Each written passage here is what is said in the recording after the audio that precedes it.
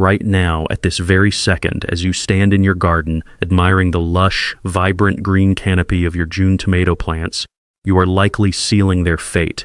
You think you are nurturing them. You think you are doing everything right. But the hard, painful truth is that your hands might be the very tools of their quiet, suffocating execution. Look closely at your tomato plants. Do you see that single pale yellow leaf drooping near the soil, the one with the subtle warning yellowing spreading along its veins? You might have walked past it this morning, dismissing it as a natural phase, a minor blemish on an otherwise beautiful plant. But that leaf is not just old foliage. It is a desperate, silent scream for help, and you chose not to hear it. This is the peak of the June illusion, a dangerous trap where green growth masks a dying root system, and by the time you realize your mistake, it will be far too late. The tragedy of a ruined harvest does not begin in July's scorching heat waves or August's heavy storms. It begins right now in the quiet, deceptive warmth of June through the well-meaning but catastrophic choices you are making every single day. How many times have you walked out to your garden bed, felt a surge of pride, and then unknowingly made a decision that will leave you with barren, rotting vines in just a few short weeks? Have you ever felt that sinking feeling of looking at a plant you spent months nurturing from a tiny seed, only to watch its blossoms drop and its leaves turn into a crisp, dry skeleton? It is a heartbreaking reality that thousands of home gardeners face every summer. And today, we are going to look into the mirror and confront the mistakes that are quietly sabotaging your dreams of a heavy, abundant harvest. Let us start with the first hidden threat, the temptation of late-season canopy stripping. As May fades into June, your tomato plants undergo a massive, explosive surge of vegetative growth. They feel wild, untamable, and bursting with life. Your natural instinct as a careful guardian is to grab your shears and start pruning, trying to bring order to the chaos. You want clean lines, perfect structure, and maximum exposure for those tiny, developing green fruits. But in your quest for neatness, you are stripping away the plant's essential biological defense system. In late June, the sun climbs to its highest, most unforgiving angle of the entire year. It pours down intense, damaging ultraviolet rays that are far more powerful than the gentle spring light your plants grew up in. When you aggressively strip the upper leaves, you are removing the plant's natural canopy, its biological sunshade. Without those leaves to filter the light, the delicate, paper-thin skin of your developing green tomatoes is left entirely exposed to the blistering afternoon sun. This triggers a painful, irreversible condition known as sun scald. The epidermal cells of the fruit are literally burned to death, forming dry, white, papery patches that look like severe blisters. It is not just an aesthetic issue, it is a fatal wound. These damaged patches compromise the fruit's protective barrier, creating a perfect entry point for opportunistic fungal spores and black mold. Before the fruit can even think about ripening, it begins to rot from the inside out, turning what should have been a juicy, vine-ripen prize into a squishy, decaying disappointment. Have you ever cut open a tomato only to find its interior filled with dark, moldy rot, wondering what went wrong? The answer lies in the leaves you cut away weeks before. To save your plants, you must understand that pruning is a delicate surgical art, not a clearance event. Keep the lower leaves that brush the damp soil pruned to prevent soil-borne diseases from splashing upward, but leave that upper, leafy canopy untouched. Let it stand as a protective green umbrella, sheltering your growing clusters from the harsh, burning sky. But the damage does not stop at the leaves. In fact, the next mistake is even more deceptive because it comes packaged as love, the midday nitrogen bomb. When we see our tomatoes growing rapidly, we want to feed them. We want to give them the absolute best start, so we reach for those all-purpose, high-nitrogen fertilizers, believing that more food always equals a bigger, stronger plant. But when the afternoon air temperatures cross 85 degrees Fahrenheit, the entire biology of the tomato plant shifts. It enters a state of metabolic conservation, slowing down its processes to survive the heat. If you apply concentrated chemical fertilizers to dry soil during the heat of the day, you are triggering a silent biological disaster. Synthetic fertilizers are loaded with heavy chemical salts. In the dry, heated soil, these salts rapidly build up around the root zone. Instead of the roots absorbing moisture, a brutal process called reverse osmosis takes place. Because the salt concentration outside the roots is far higher than inside, the chemical salts literally suck the water out of the plant's root cells. The roots are scorched, chemically burned in their own soil, leaving the plant completely unable to drink. On the surface, you will see yellow, crispy leaf margins and dropping blossoms, the plant's physical manifestation of severe root shock. Even if the roots survive, high levels of nitrogen at this stage tell the plant's biological clock to stay in a vegetative state. It will pour all of its remaining energy into growing massive, thick green leaves, completely forgetting to produce the flowers and fruit you actually want. Have you ever wondered why your tomato plant looks like a giant, beautiful green bush but has almost zero fruit hanging from its branches? You are witnessing a nitrogen overdose, a direct consequence of overfeeding in the heat. The cure is a hard shift in your strategy.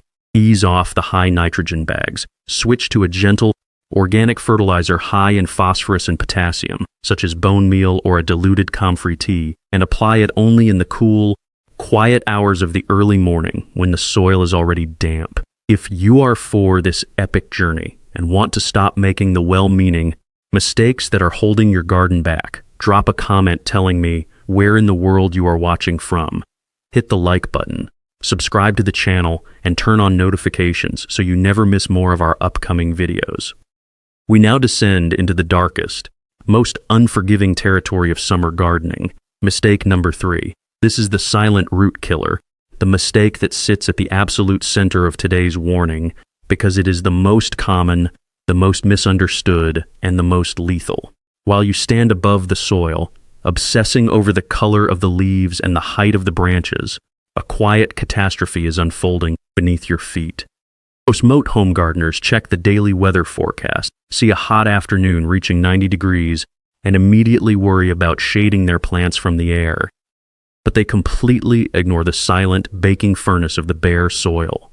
When you leave the ground around your tomatoes completely exposed to the direct, relentless summer sun, that soil acts like a dark heat sink, absorbing intense thermal energy. While the air temperature might feel like a warm 90 degrees, the temperature of that bare, dark soil can easily soar past 105 degrees. This is where the plant's biology hits a hard, fatal wall. When soil temperatures cross 85 degrees, the delicate, microscopic root hairs of your tomato plant enter a state of severe thermal shock. These tiny root hairs are the plant's primary straw. They are the only structures capable of absorbing water and nutrients from the earth. In high heat, they physically shut down, curling up and ceasing all biological function. The plant is suddenly cut off from its life support system. To protect itself from losing whatever precious moisture is left inside its stems, the tomato plant undergoes a dramatic physiological defense. It wilts. The leaves droop, the branches sag, and the entire plant looks as though it is pleading for mercy in the afternoon sun. And this is where the fatal trap is sprung, and where well-meaning love turns into a death sentence. The gardener walks out to their bed, sees their prized tomato plant wilting, and instantly assumes it is dying of thirst. In a panic of guilt, they grab the hose and dump gallons of cold, refreshing water directly onto the boiling bare soil. They might even stir in a heavy dose of synthetic fertilizer, thinking a quick boost of food will revive the struggling plant. But because those delicate root hairs are in thermal shock, they cannot drink a single drop. The water cannot be absorbed. Instead, it simply pools in the root zone, turning the hot soil into a stagnant, suffocating, oxygen-deprived swamp.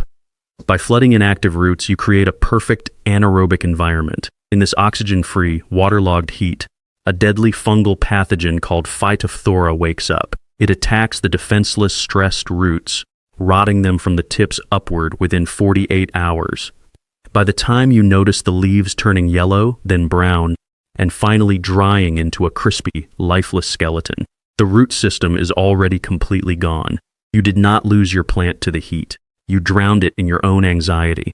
The salvation from this silent killer is incredibly simple, yet so many people bypass it.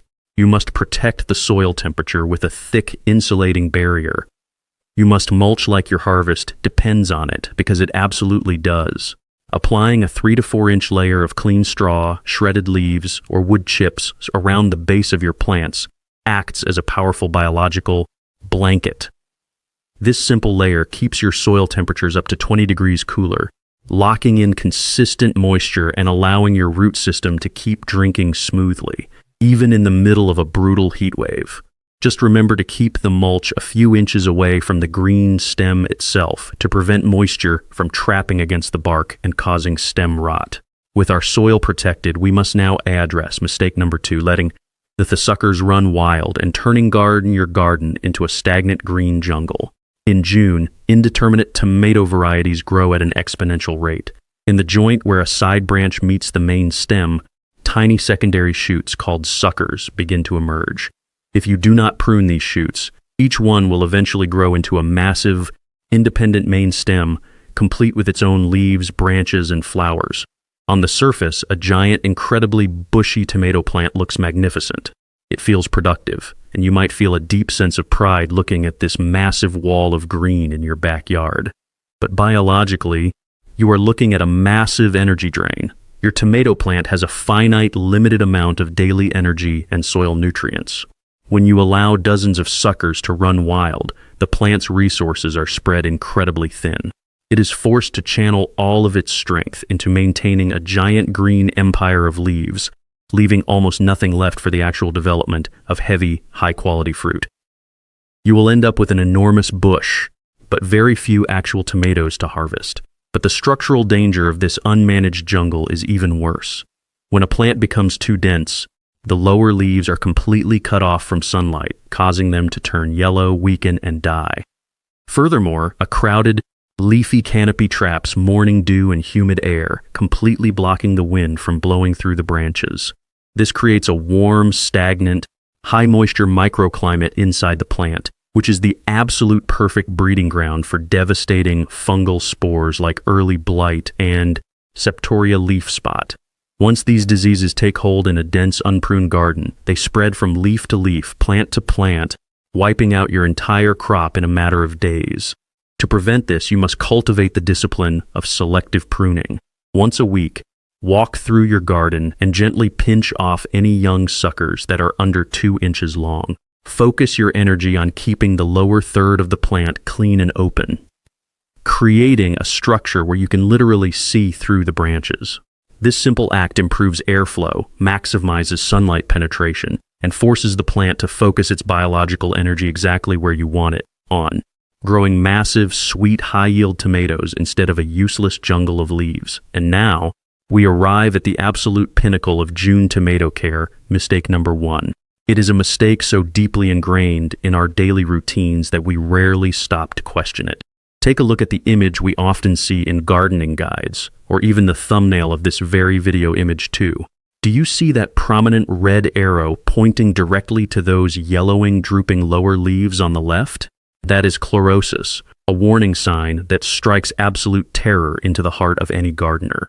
When you walk out to your patch in the morning and see those exact yellowing leaves, what is your first immediate instinct? For 90% of gardeners, the gut reaction is to panic. Assume the plant is dying of thirst and reach for the garden hose. But in doing so, you are committing a critical error that fuels the ultimate aqueous paradox, erratic midday and nighttime watering. It is a symbol of the exact moment a gardener realizes their mistakes have caught up with them. It is the realization that your daily routine has actively harmed what you set out to save. Let us dissect the biology of how water interacts with your tomato plant during the pivotal month of June. Tomatoes are incredibly thirsty plants, but they are also deeply sensitive to how and when they receive moisture. June is the month when many gardeners accidentally begin suffocating their plants with misplaced affection. As summer temperatures begin to climb, it becomes incredibly tempting to water your plants constantly, sprinkling them every afternoon at the first sign of slightly drooping foliage. But this shallow daily watering routine is actually a slow-motion disaster for the root system. When you apply water in brief, frequent bursts, only the top 2 inches of the soil become wet. The plant's roots, being highly opportunistic, adapt to this environment by hovering entirely near the surface of the soil to access that moisture. They refuse to grow downward. Then, when the true blistering heat waves of July and August arrive, that shallow surface soil dries out in a matter of minutes, leaving your plant's delicate root system exposed to the baking heat, completely unable to survive. Have you ever noticed your tomato plants struggling to cope with hot weather, even though you water them every single day? Have you looked down and realized their roots are virtually exposed on the soil surface? That is the direct consequence of shallow watering. To build a truly resilient tomato plant, you must force its roots to hunt deep underground. Tomatoes are capable of driving their taproots several feet into the earth in search of water. By shifting to a deep, slow, and infrequent watering schedule, you train those roots to grow deep into the cool, moist subterranean layers where summer heat waves cannot reach them. Water slowly and deeply directly at the base of the plant, and then let the top 2 inches of soil dry out slightly before you even think about watering again. This simple shift in your watering routine is the single most important factor in preventing blossom end rot and cracked fruit later in the season. But the timing of your watering is just as critical as the depth. Far too many gardeners make the mistake of watering their plants late in the plans. Evening, right after they get home from a long day of work. It feels relaxing to stand in the twilight with a hose, but to your tomato plant, nighttime watering is a direct invitation to disaster. When you water at night, the water droplets sit on the foliage for hours in the cool, dark air. This standing moisture creates the absolute perfect high humidity environment for fungal spores like early blight and septoria leaf spot to germinate and colonize the leaf tissue overnight. Furthermore, if you water from above, the force of the water droplets hitting the bare soil splashes dirt, and the microscopic pathogens living in it directly onto those lower leaves. This is exactly why those lower leaves start yellowing and spotting. The correct approach is to always water early in the morning. This allows any accidental moisture on the leaves to quickly evaporate under the rising sun, keeping the foliage dry and disease-free. If you are watering in the middle of the day, you are also wasting precious water to evaporation before it can ever reach the root zone. Always aim your hose directly at the soil, keeping the leaves completely dry. Let us take a moment to reflect on this. How many times have you watered your tomatoes at night or sprayed the leaves from above, thinking you were giving them a refreshing shower? Have you struggled with yellowing leaves and blight every summer, never realizing that your watering schedule was the primary culprit? Share your experiences in the comments below. Let us know what watering methods you have tried, because sharing our collective garden trial and error is how we all grow stronger together. If this explanation has finally solved the mystery of your yellowing summer leaves, show your support by hitting the like button and share this video with a fellow gardener who needs to hear this truth today. When you master these 5 critical June adjustments, you stop reacting to symptoms and start actively guiding your plants toward their full genetic potential. You are no longer panicking at the sight of a yellow leaf or a hot day. Instead, you are working in perfect harmony with the plant's underlying biology. Imagine walking out to your garden on a quiet, golden morning in early August. The air is crisp, and as you push aside the healthy green canopy, you are greeted by massive, heavy clusters of deep red, perfectly ripe tomatoes hanging thick on the vine. They are plump, heavy with juice, and completely free of blemishes, cracks, or rot. You reach out, harvest the first perfect fruit, and bite into it, tasting the rich, sweet, sun-warmed flavor that you created. That moment of pure gardening triumph is not a matter of luck, perfect soil, or expensive seeds. It is the direct result of the choices you make right now during this single critical month of June. It is the reward of attention applied at the absolute perfect biological window. You have the power to change the fate of your garden today. Thank you for being a vital part of the Gardenora family. We are so incredibly proud to walk this horticultural journey alongside you. Keep your soil cool, your roots deep, and your leaves dry.